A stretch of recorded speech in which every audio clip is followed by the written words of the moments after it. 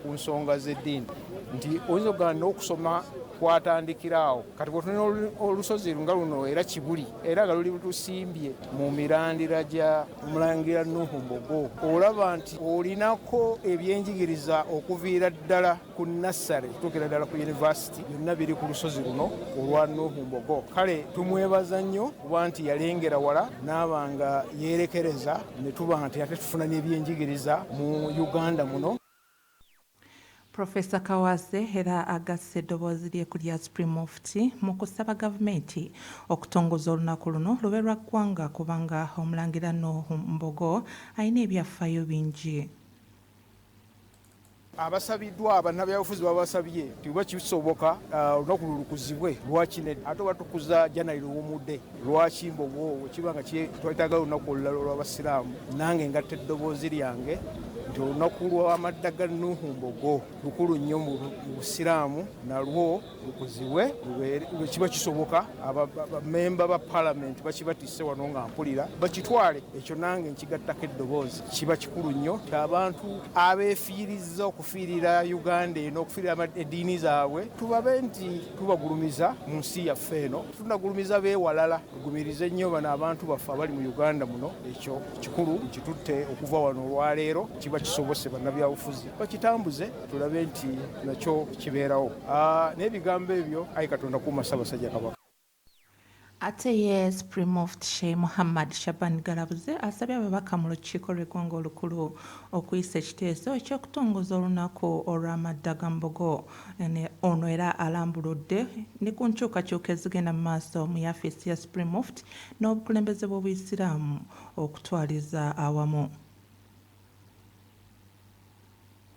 Ebyogerwa ku Nuhu Mbogo bingi ate nga byakuyiga naye nja kusaba mu buweereza bwaffe buno okusinziira Nuhu Mbogo bye yakola ebibyenga omuntu n'akola n'ebyeddiini aye n'akola n'ebyeggwanga. Kino kizaayo eri bamemba palamenti nsaba olunaku luno mulutuuse mu paliyamenti oba lukuzibwa oba terukuzibwa n'endowooza ekyo nkibalekedde mu ngeri ey'enjawulo. Enkyukakyuka ezo zigenda kujja mpaka wansi okutuuka ku badistricts. Ekisanja kyaffe myaka 3 tusigaze emyezi 6 n'olwekyo tunaatulamu ne tulaba nga woofiisi ogibaddemu naye nga tetambula enkyukakyuka ziyinza okukutomera ate toyogera bingi. Kino kiri olw'okulongoosa obusiraamu tulina okulaba nga ebintu bitambula. Woofiisi ez'omu nkwawa ez'omu bikapu tetukyatambula nazo guno omulembe n'olwekyo tujja kubeera nga tufuna lipooti okuva mu disitulikiti ez'enjawulo ebitambudde ebikoleddwa tunaalaba nti kyetaaga okukyusa ezo enkyukakyuka muzirinde. Tutandikidde eno waggulu waffe mu ngeri y'okukola emirimu okugitereeza mu ngeri esinga okubeera ennungi. Ne mu gookya amalala ge tulinawo Ssaabapoliisi wa Uganda akyali omujja Abbas Byakagaba akoze enkyukakyuka mu bukulembeze bwa poliisi mwakyusizza abamu ku banene ne badda mu bifo ebirala omubadde n'okusuumuusa ababadde wansi. Abadde omwogezi wa poliisi Fred Nanga aggiddwa ku kifo ky'omwogezi wa poliisi nga kati ye mumyuka w'akulira poliisi y'ensi yonna mu Uganda. Fred Nanga kigambibwa nti asikiziddwa Lushoke Kituuma ng'ono yaliko omuduumizi w'ebikwekweto mu kitongole kya KCCA mu kisanja kya Ssenkulu eyawummula Jennifer Musisi Ssemakula. Mu balala bakyusiddwa kuliko Emmanuel Muhire aggiddwa mu kitongole kya poliisi ekivunaanyizibwa ku bakozi ki Directorate of Human Resource Administration nga kati yavunaanyizibwa ku nkambi eza poliisi zonna mu ggwanga.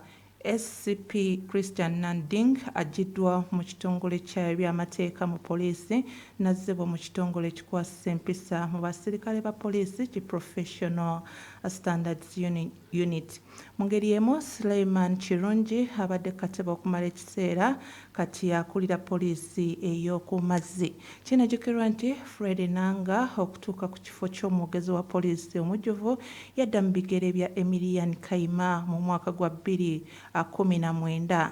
Emilian Kayima kati ali mu kitongole kya poliisi ekikuba ebitabo era nga awandiisa ebitabo bingi ebikwata ku bumenyi bw'amateeka obwetooloola ne ku kibba ettaka mu ggwanga. Mu ngeri y'emmwera mu mawulire amalala ge tulina akulira oludda oluvuganya gavumenti Joel Ssenyonyi avuddeyo n'asaba abavubuka bonna n'okusingira ddala abawagizi b'ekibiina ekya National Unity Platform bajjumbira obufumbo obuli mu mateeka. Bino abyogedde wabadde ku mukolo gwa Monica Tushemerirwa bw'abadde ayanjula mwana munne Alan mu maka g'abakadde baabwe mu kiti ekisangibwa mu muluka gwe Wattuwa mu Kyadondo East. Ssenyonyi asabye abavubuka okwanjula abaana bannaabwe mu bazadde baabwe era n'asuubiza nga ekibiina ekya National Unity Platform bwe bajja okubeera awamu naabo.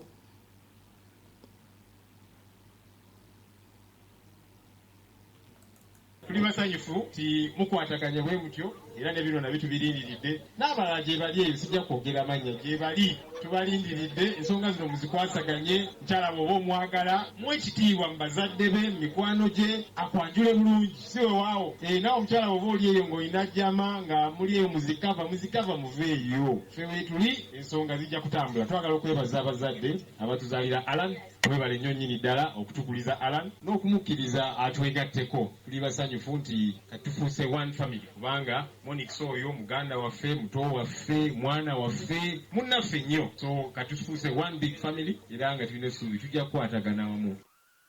Yeesaba abawandiisi w'ekibiina kino David Lois Rubongoya asabye abawala awamu n'abakyala bulijjo okwenyigira mu nkyukakyuka ez'eggwanga lyabwe.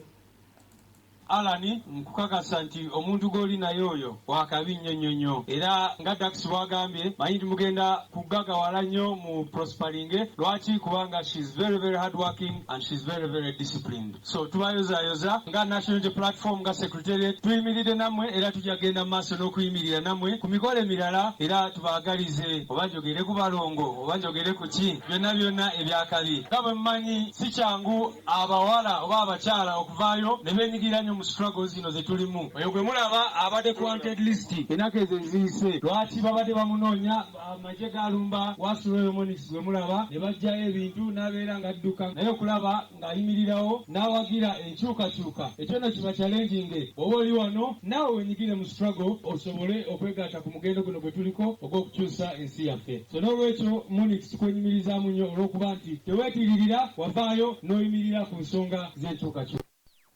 Wanaakulira emirimu gy'okukunga mu kibiina ekya National Unity Platform Fred Nyanzi wasinzidde n'asaba bannakibiina okwanguya okuwasa nga beetegekera akalolo akaddako. Ne munno mwana munno bannange mwebale tutuusa ku kkula lino mwebale okutuwa ka moment k'essanyu nange nakaba wajjuuzi naye kati mugaddewo akange tugenda nakano mu maaso paka lwe tunaafuna omuntu omulala n'atuwa essanyu. Waliwo sabula waliwo eyo essaawa yonna tukube ngoma. Ate ne sayidi eno waliyo naye no sayidi eno waliyo tewali muzannyo. Ekiseera kijja kya struggle embaga tuzijje mu ddiiro n'okwanjula. Monix bambi webale nnyo webalire ddala bannyabo ne bassebo ekiseera kino bwe tufuna omukisa nga guno bane tugukozese teri alina tujjako mukisa gwaffe kwanjula na kuwasa mbaga. Mukama atuyambe ebintu bino tubimale mu budde kubanga tugenda mu struggle mu maaso awo n'engerayo okuzoganya okujja mu maaso. Ne mugokya amalala ge tulinawo ng'omukaweefube ow'okulaakulanya ekitundu ky'e Mawokota ey'obukiikakkono omubaka ow'ekitundu kino Hilary Kiyaga Innocent avuddeyo n'asaba abavubuka okukola ennyo basobole okweggya mu bwavu. Omubaka Hilary Innocent Kiyaga akiikirira Mawokota North ng'ono mu ngeri emu akwasizza aba Kamengo Boda Boda Association Group pikipiki empya ekika kya Bajaj Boxer gyebasakidde okwongera ate okugaziya ensawo y'ekibiina kyabwe. Omubaka abakuutidde okugirabirira n'okugikozesa obulungi esobole okuzaala endala era eyongere okuzitoya ensawo y'ekibiina kyabwe. Omubaka mu kugibakwasa era agitaddemu amafuta full tank nga entandikwa. Wabula ye ssentebe w'ekibiina Sebuliba Tom ku lwa bannakibiina yeebazizza nnyo omubaka n'agamba nti agenda kufaayo okulaba ng'evaamu ebibala bingi. Oluvannyuma lw'okuwaayo pikipiki omubaka abuuzizza ne ku bantu abatunda gonja n'ennaanansi abamulopedde nga bwe bagenda okuggibwa mu kifo we bakolera. Bano abasuubizza okuyita olukiiko olusuubirwa okuvaamu ebibala by'okubafunira bye banaakolera ewapya era nga mugenda kwetabamu abantu ab'enjawulo. Wabula era omubaka Hilary Innocent Kiyaga oluvudde awo asimbudde n'agenda mu lukiiko lw'ekyalo Embute mu muluka gw'e Muyira n'aleka ng'abawadde eddazini z'essowaani eziwera ddala 24 ezaamusabibwa gye buvuddeko. Ono era omubaka bamwaniriza n'essanyu era nga bamutegeezezza nti bayimiridde wamu naye. Ate mawulire amalala alipoota efulumiziddwa ekibiina ekitaba abakola obulimu obutonotono eraga nti abaana abazaaliddwa wakati w'omwaka 2020 ne kakati bwe batajja kusobola kuggyibwamu mugaso eri eggwanga. Bino byogeddwa akulira ekibiina ekitaba abantu abakola obulimu obutonotono ekya Uganda Small Scale Business Association John Walugembe. Era okusinziira kwa lipoota eno etuumiddwa Human Capital Index Survey 2020 eraga nti mu kiseera kino abaana abazaalibwa tebafuna byanjigiriza birungi olwa gavumenti okuteekamu ssente entono ddala. Ono agamba nti abasomesa basasulwa ssente ntono nnyo era nga tezibasobozesa kuwa baana byanjigiriza birungi.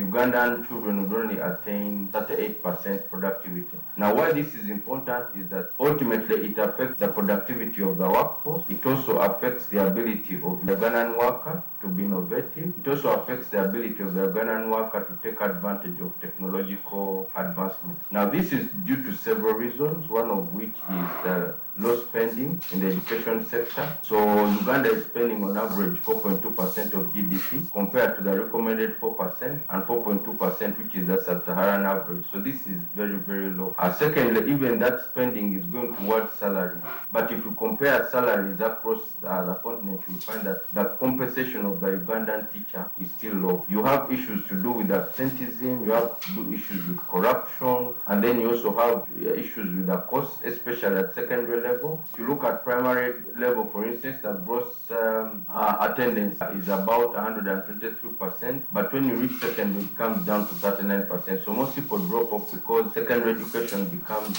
extremely expensive and regressive in that regard.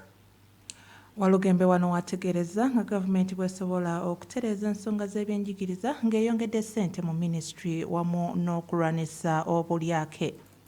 First of all, we need to increase the efficiency in spending. This means that we need to direct the spending in this sector to the right areas. So, for instance, there is a recommendation, the World Bank report recommends that government needs to spend more at the primary level at the moment because presently there's limited investment there. Secondly, it is suggested that government spends more money in the education sector, generally speaking. It should also be the case that investment should be made in teachers and they should be remunerated more. Then we should also leverage technology in order to ensure that our learners are able to stay up to date. We should eliminate corruption in the education sector. We should ensure that parents spend less on out-of-pocket expenses. So it was found, for instance, that in secondary school, parents spend a lot of money.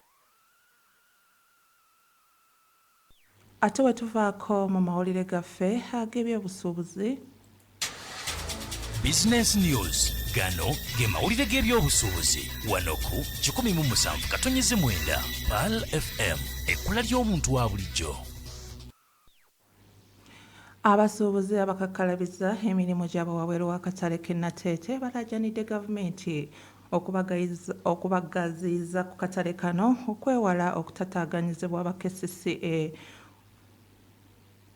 olwakadde akabaweebwa akatono. Okusinziira Katongole Eden agamba nti olw'obufunda bw'akatale kano n'emmotoka ezireeta ebyamaguzi mu katale tezirina paakingi munda mu katale ekireeta okutaataaganyizibwa. Bw'atyo n'asaba abakulembeze okubalowoozangako ennyo.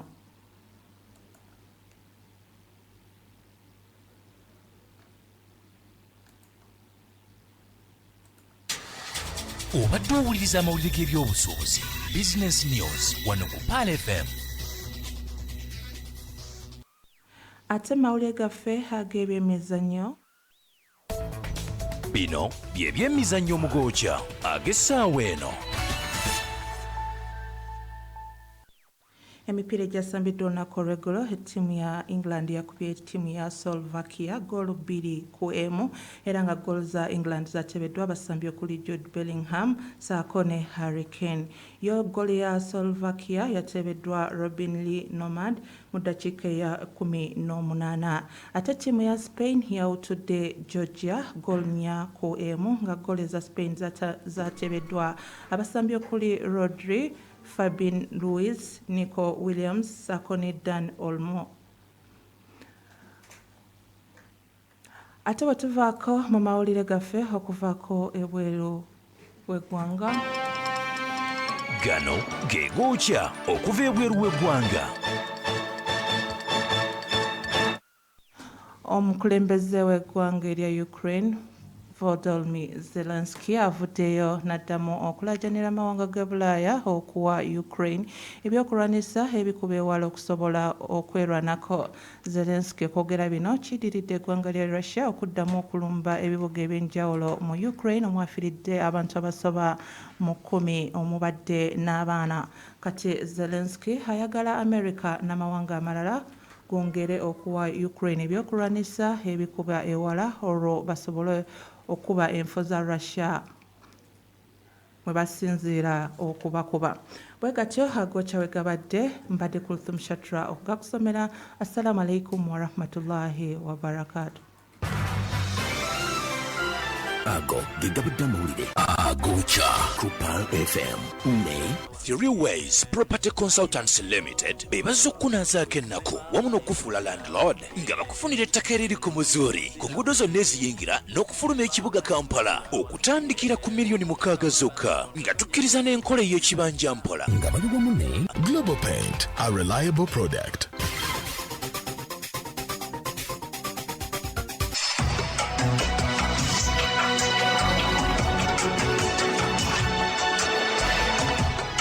النشرة الإخبارية gano ge mawulire ku Pearl FM.